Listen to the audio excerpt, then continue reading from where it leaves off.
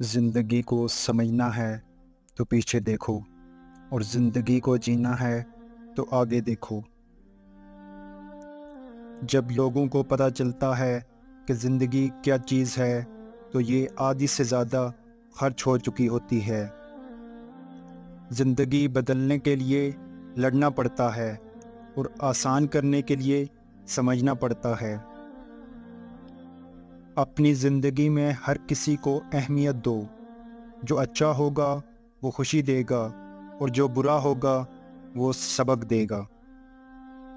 درخت اپنا پھل خود نہیں کھاتے، دریا اپنا پانی خود نہیں پیتے۔ پتہ ہے کیوں؟ کیونکہ دوسروں کے لیے جینا ہی اصل جینا ہے۔ زندگی کسی کی بھی آسان نہیں ہوتی، زندگی کو آسان بنایا جاتا ہے پیار سے، خلوص سے اور برداشت سے۔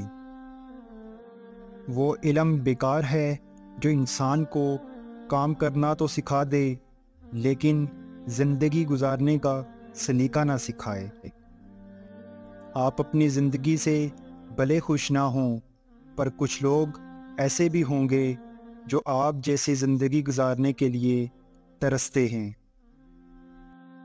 اگر لوگ آپ سے دوری اختیار کر رہے ہیں تو انہیں کرنے دیجیے، کیونکہ آپ کی تقدیر، قسمت اور زندگی کی دوڑ کسی کے چھوڑ جانے کی محتاج نہیں۔ زندگی کی کتاب کے سب اوراق ہمارے پسند کے مطابق نہیں ہوتے۔ اگر کوئی ایسا ورق سامنے آ جائے جس میں راحتیں نہ ہوں، صبر کر لینا چاہیے۔ سیانے کہتے ہیں، اپنی زندگی کی کتاب صرف مخلص لوگوں کے سامنے کھولیے، باقی تو صرف جاننے کا تجسس رکھتے ہیں۔ زندگی میں اچھے لوگوں کی تلاش مت کرو، بلکہ خود اچھے بن جاؤ، شاید کسی کی تلاش پوری ہو جائے۔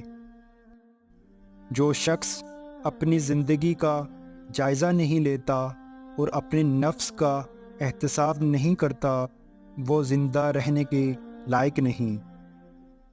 اگر آپ زندگی میں کامیاب ہونا چاہتے ہیں تو پہلے ناکامیوں کا استقبال کرنے کا حوصلہ پیدا کریں۔ زندگی میں ملتا تو بہت کچھ ہے، لیکن ہم حساب اسی کا رکھتے ہیں جو مل نہ سکا۔ ہم زندگی میں ضرور کامیاب ہو سکتے ہیں اگر ہم صرف ان نصیحتوں پر عمل کر لیں جو ہم دوسروں کو دیتے ہیں۔ دوسروں کے درد مٹانے والے بن جاؤ، اللہ تعالیٰ تمہارے درد مٹا دے گا۔ تمہاری اولاد وہ نہیں سیکھے گی جو تم کہتے ہو، بلکہ وہ کرے گی جو تم خود کرتے ہو۔ اگر ہم سے غلطی ہو جائے تو ابلیس کی طرح دلیر نہیں ہونا چاہیے، بلکہ معافی مانگ لینی چاہیے، کیونکہ ہم ابن آدم ہیں، ابن ابلیس نہیں۔